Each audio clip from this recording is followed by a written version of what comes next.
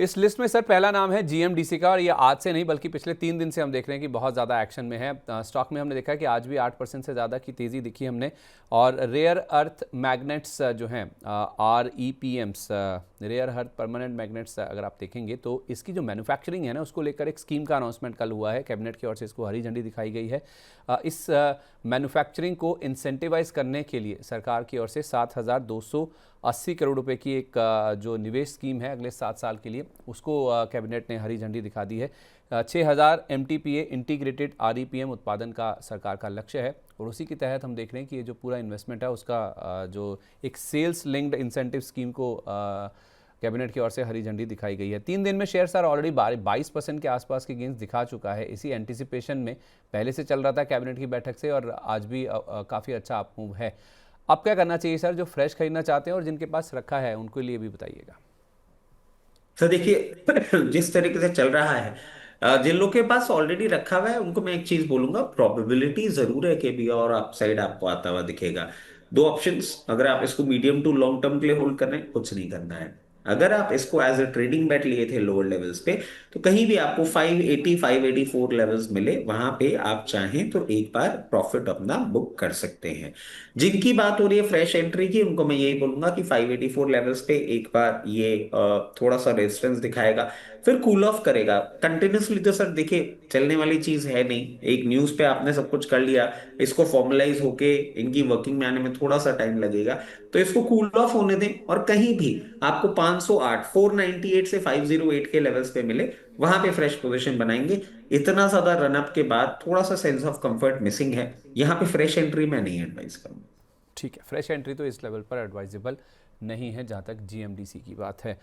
इसी श्रेणी में हालांकि सर जो आपने एनएलसी इंडिया बताया था ना, वो भी इसी कैटेगरी में ही शामिल होते हैं। इनको भी फ़ायदा होगा ये जो स्कीम अनाउंसमेंट हुई है कैबिनेट की ओर से। वर्लपूल ऑफ इंडिया सर, इसको देखिए एक बार।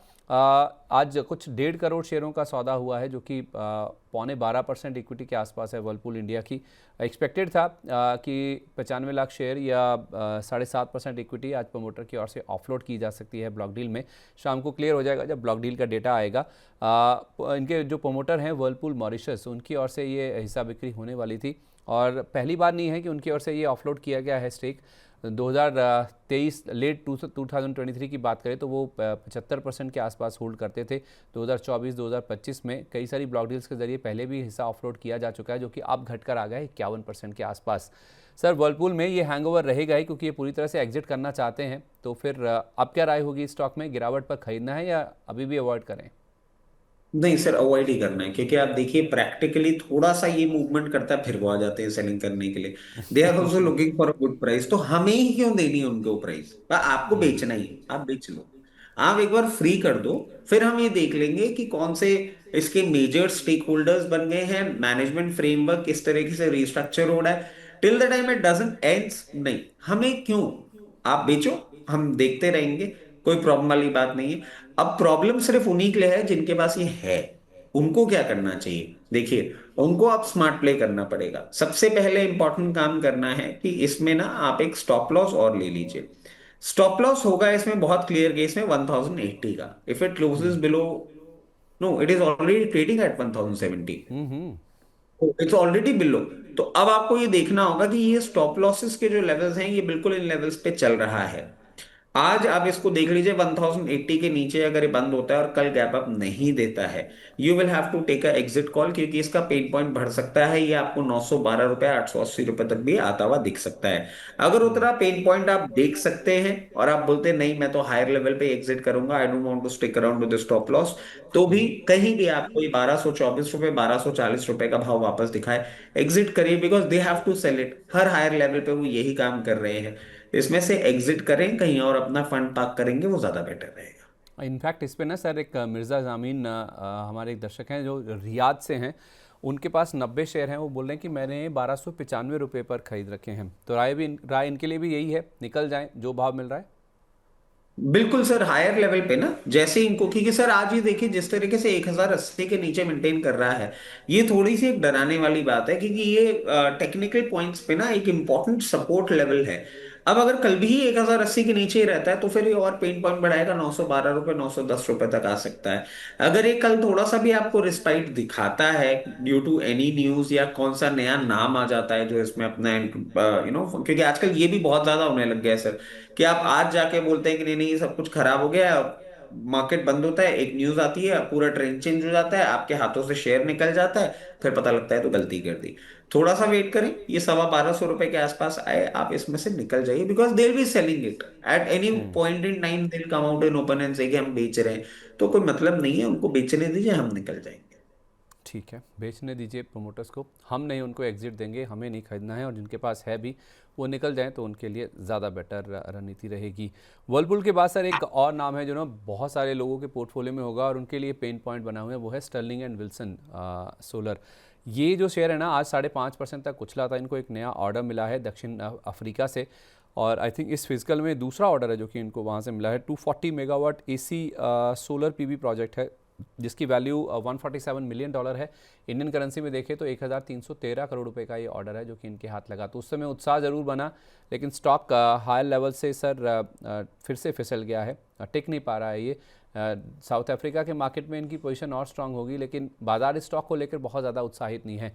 अब मेरा सवाल है सर उन सबके लिए है जिनके पोर्टफोलियो में ये रखा हुआ है और हायर लेवल से गिरने के बाद अब उम्मीद कर रहे हैं, 6 महीने का चार्ट दिखाइए, उम्मीद ये है कि कब ये स्टॉक रिकवर होगा, हमारा भाव कब आ जाएगा 300, 350, 400, 450 तक में से लोग फंसे हुए हैं यहाँ पर।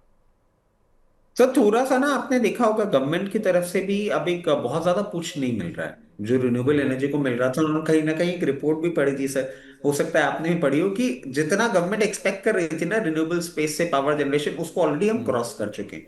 इन ईयर्स टू कम जो होने वाला था वो हम क्रॉस कर गए। अब गवर्नमेंट उसको थोड़ा सा, क्योंकि आपको सारा इक्विलिब्रियम मैनेज करना पड़ता है ना, मतलब ऐसा नहीं हो सकता कि आप एक चीज को इतना ज्यादा स्ट्रेच कर दें कि हमारा जो फॉसल फ्यूल वाला है वो कहीं ना कहीं डैम्पन हो जाए।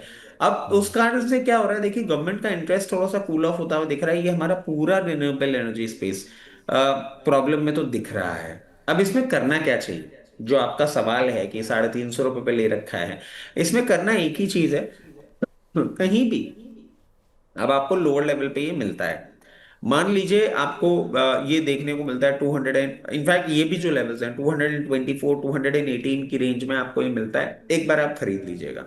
खरीदने के बाद आपको क्या करना है, जो ये एवरेज आप करेंगे ना, इसका एक स्टॉप लॉस भी मैं आपको सुझा देता हूं जो कि क्लियर केस में निकल के आता है 198। 198 के नीचे बंदों का पेन पॉइंट बढ़ेगा, जब तक उसके ऊपर मेंटेन कर रहा है आपको एक बाउंस बैक आता हुआ दिख सकता है, जो बाउंस बैक इसको बहुत कंफर्टेबली लेके जा सकता है 258 260 लेवल्स तक। नीचे खरीद के ऊपर दीजिए। अभी कोई ट्रेंड चेंज होता हुआ नहीं दिख रहा, इसमें ट्रेंड चेंज कब होगा, इसमें एक पूरा डायरेक्शनल चेंज कब आता हुआ दिखेगा, अब जब ये मेंटेन करेगा 296 के ऊपर, बिफोर दैट नथिंग। और मैं समझता हूँ ये होगा तभी जब फ्रेश अनाउंसमेंट्स गवर्नमेंट की तरफ से या इनकी ऑर्डर बुक या इनके नंबर्स जो हैं वो स्वेल अप करेंगे, और उसमें अभी आपको लगेगा 2 क्वार्टर 3 क्वार्टर का टाइम अभी नहीं होता वो। पहली बात ठीक है, आपको टाइम ओके। देना होगा, 298 के ऊपर क्लोज होने के बाद फिर आपको हायर लेवल्स दिखाएगा, जो कि कंफर्टेबली आपको 360 380 तक के लेवल्स भी दिखा पाएगा। ठीक है, पटेल इंजीनियरिंग सर एक छोटे टिकट साइड वाला स्टॉक है, इनको 2 ऑर्डर साथ आज हाथ लगे हैं 798 करोड़ रुपीस के, जिस वजह से ये 16% तक आज के सेशन में चला है। छत्तीसगढ़ में सर इनको साउथ ईस्टर्न कोलफील्ड से ये नए ऑर्डर मिले हैं, जिसमें एक तो कोल एक्सकवेशन और दूसरा ट्रांसपोर्टेशन रिलेटेड प्रोजेक्ट्स हैं जो कि इनके हाथ लगे हैं, उसका उत्साह इस स्टॉक में देखने को मिला। वैसे देखा जाए तो ये अंडर परफॉर्मर ही है सर, आज का आप मूव क्या करना चाहिए जिन जो फंसे हुए हैं इसमें? तो इनफैक्ट कल ही हमारी बात हुई थी, विवेक सर के शो में भी इसके लिए हमने बात करी थी, तब मैंने ये कहा था कि इसकी ना एक बहुत अजीब बात है, बुक वैल्यू इसकी 46 की है, बट प्रोमोटर प्लेज बहुत बड़ा है। आप देखेंगे ना इसका प्रोमोटर प्लेज अपने आप में बहुत अलार्मिंग है, विच इज अराउंड 89%। और प्रमोटर्स अपनी स्टेक भी जो है वो रिड्यूस करने में ही लगे हुए हैं, तो इस चीज को मैं एज एन एग्जिट अपॉर्चुनिटी ही बोलूंगा, जहां पे आपको हायर लेवल पे मिले आप इसमें से एग्जिट करें। प्रमोटर की तरफ से कॉन्फिडेंस नहीं आ रहा है कंपनी के अंदर। ठीक है, ओके।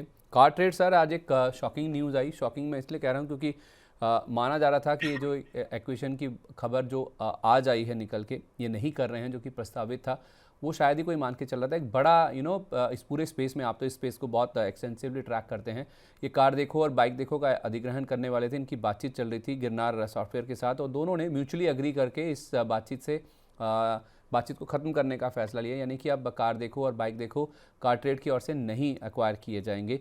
तो ऑटो क्लासिफाइड्स और डिजिटल ऑटो रिटेल मार्केट की जहाँ तक बात है ना, तो उसमें माना जा रहा था कि एक बहुत ही रेवोल्यूशनरी कदम ये होने वाला है, बड़ा बदलाव हो जाएगा इस पूरे स्पेस में। लेकिन अब ये एक्विजिशन की तरफ नहीं बढ़ रहे हैं और अपने ही खुद के जो इनके 3-4 एवेन्यूज हैं, सेगमेंट्स हैं, उस पर ज़्यादा फोकस करेंगे। कार ट्रेड के लिए सर ये कितना बड़ा लॉस है? सर मेरे को पता नहीं क्यों ये उल्टा लग रहा है, और इसके पीछे का मैं आपको कारण बताता हूँ। बहुत सिंपल बात है सर, कार ट्रेड का अपना खुद का वर्टिकल है, और it it might take you some time, but आप ना एक्विजिशन करने के बजाय खुद का वर्टिकल पे, क्योंकि आप स्फेयर सेम है आपका, मतलब ये इतनी बड़ी चीज नहीं थी। और इस एक्विजिशन को लेके मैं थोड़ा सा खुद कंफ्यूज था as to how they were going ahead. और क्योंकि सर अगर कार देखो बाइक देखो, वो अपना एक अलग वर्टिकल है, वो एक अलग चीज है।